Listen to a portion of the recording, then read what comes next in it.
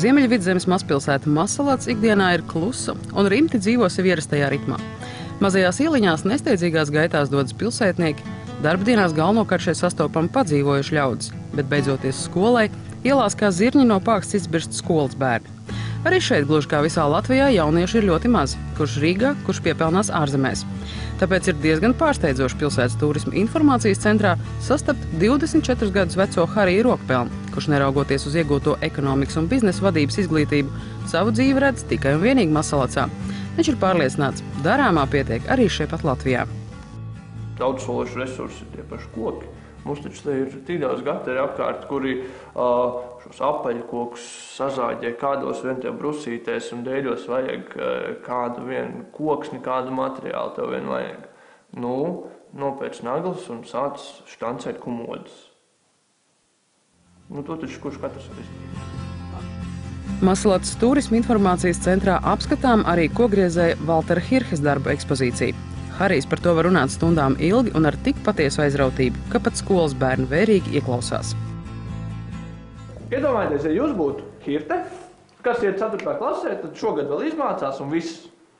Iet dzīvo, strādā, gaterī vai ogas lasa vai kurais. Dīvaini, ne? Tagad cilvēki mācās daudz vairāk. Bet tajā laikā, ko lasīt, rakstīt, reiķināt mācēja, vairāk neko arī nevajadzēja.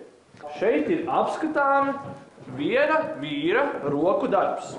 Valters Hirte. Arī Mazsalats tāds pats kā es un jūs. Un te viņš dzīvoja un te viņš strādāja. Harijs smej, kad saku, šādā darba vietā pierast redzēt kundzes gados. Viņš ir pārliecināts, ka jaunība ir priekšrocība. Turklāt centrā esot lieliski iespēja gūt pieredzi saskarsmē ar citu valstu cilvēkiem.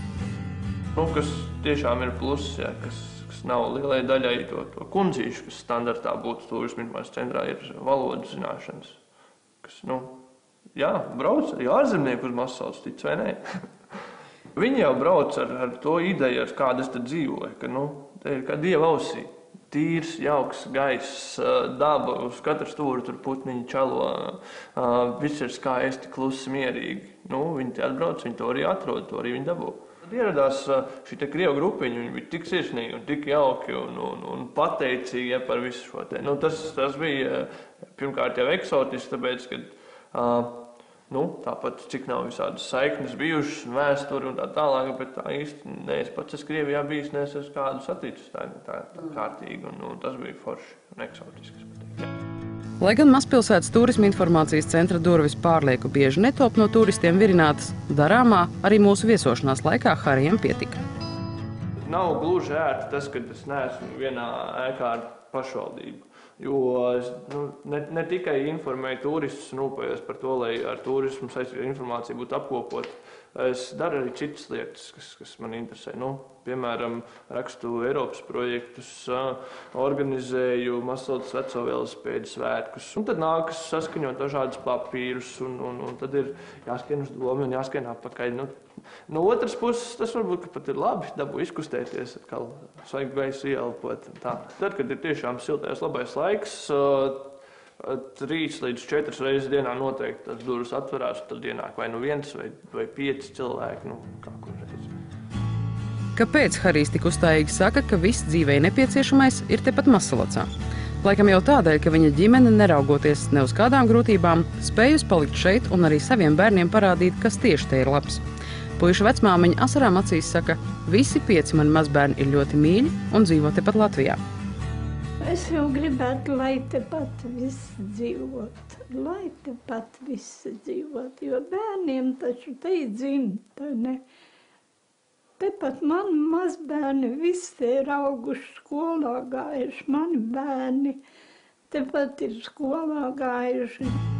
Dzīve vecāku mājām vismaz pagaidām nemaz nesot slikti, uzskata Harijs. Te jau viss, kas iztikšanai nepieciešams, izaug pašu dārzā un kūtī, gadoties arī pa kādam negaidītam pārsteigumam, kas aplūkojams siltumnīcā. No tomātiem nekas vairs nav dīži palicis pāri. Bet pašiem savu tomāti, tos var atēsties tā, kad jau vairs nemaz lāga arī negribās.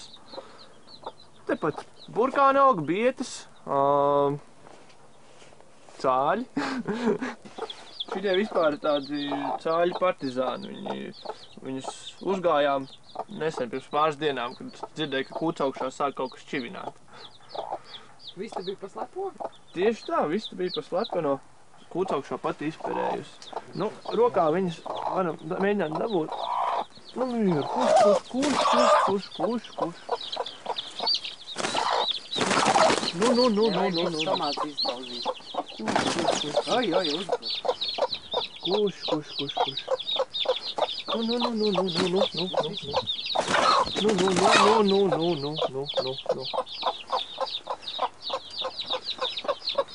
Jā. Sabiedēja nabagas tagad. Katru gadu vairāk metieni ir bijuši. Lai gan šogad ļoti veiksmīgi. Nezinu, vai tas pateicoties Krievu laiku DDT vai mūsdienu ķimikālijām, bet vanagi vairs nav mūsu pusē tik ļoti kā kādreiz. Nu, zinu, ka kādreiz bija tā, kad no 11 cāļiem, labi līdz rudenim 2 izvilka, kā rutuļu dziesmā, tur cāļus skaita rudenī. Tad tagad 1 vai 2 ir aizgājuši, bet arī tā, nedēļu plēsējiem. Vai tiešām tikai darbs turisma centrā, lauku labumu audzēšana pašu dārzā ir Hari ikdiena? Nē, izrādās puisis veiksmīgi spēlējis teātri, piedalās dažādos kultūras pasākumos novadā un bez uzmanības neatstāja arī tīri tehniskas vīru lietas. Paprovēt iestumt var, bet es šaubos, ka kaut kas sanāks. Man jau tēvs teica, ka tādā te garā tik daudz stumdīja, ka varētu būt, ka man nodrafto Latvijas bobsleja komandai. Par stūmēju.